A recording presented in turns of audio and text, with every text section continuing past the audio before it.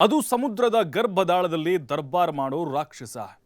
ಈಗ ರಕ್ತದ ವಾಸನೆ ಕಂಡುಹಿಡಿದು ಏಕಾಏಕಿ ನೀರಿನಿಂದ ಹೊರಬಂದು ಮನುಷ್ಯನ ಮೇಲೆ ದಾಳಿ ಮಾಡಿದೆ.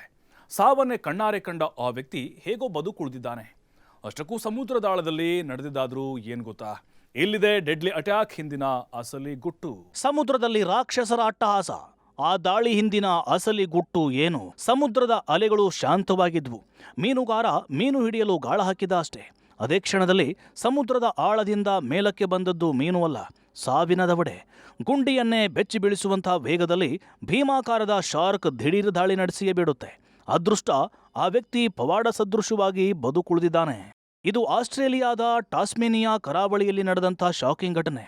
ಒಂದು ಕ್ಷಣ ಜೀವ ಮತ್ತು ಸಾವಿನ ನಡುವಿನ ಅಂತರ ಕೇವಲ ಕೆಲವು ಇಂಚುಗಳು ಮಾತ್ರ. ಶಾರ್ಕ್ನ ಆ ರಾಕ್ಷಸ ದವಡೆ, ನೂರಾರು ಹರಿತವಾದ ಹಲ್ಲುಗಳು, ಅದರ ಭೀಕರ ಬಲ ಇವೆಲ್ಲವೂ ಒಬ್ಬ ಮನುಷ್ಯನನ್ನ ಕ್ಷಣಾರ್ಧದಲ್ಲೇ ಸಮುದ್ರದೊಳಗೆ ಎಳೆದುಕೊಂಡು ಹೋಗಲು ಸಾಕಾಗಿತ್ತು. ಆದರೆ ಈ ಬಾರಿ ಶಾರ್ಕ್ ಹಾಕಿದ ಲೆಕ್ಕಾಚಾರ ಉಲ್ಟಾ ಹೊಡೆದಿತ್ತು. ಶಾರ್ಕ್ ಅನ್ನು ಸಮುದ್ರದ ರಾಕ್ಷಸ ಅಂತ ಕರೀತಾರೆ, ಸುಮ್ಮನೆ ಅಲ್ವೇ ಅಲ್ಲ. ಸುಮಾರು 40 ಕೋಟಿ ವರ್ಷಗಳಿಂದ ಭೂಮಿಯ ಸಮುದ್ರಗಳಲ್ಲಿ ಬದುಕುತ್ತಿರುವ ಈ ಜೀವಿ ಪ್ರಕೃತಿಯ ಅತ್ಯಂತ ಭಯಾನಕ ಬೇಟೆಗಾರರಲ್ಲಿ ಒಂದು. ನೀರಿನಲ್ಲಿ ಒಂದು ಹನಿ ರಕ್ತ ಬಿದ್ದರೂ ಕಿಲೋಮೀಟರ್ಗಳ ದೂರದಿಂದಲೇ ಅದರ ವಾಸನೆ ಗುರುತಿಸುವಂಥ ಶಕ್ತಿ ಇದಕ್ಕಿದೆ.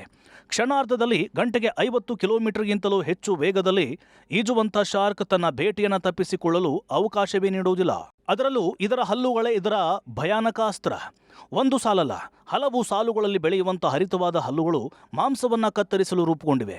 ಒಂದು ಹಲ್ಲು ಉದುರಿದ್ರೂ ಅದರ ಜಾಗದಲ್ಲಿ ಮತ್ತೊಂದು ಹಲ್ಲು ಬೆಳೆಯುತ್ತೆ.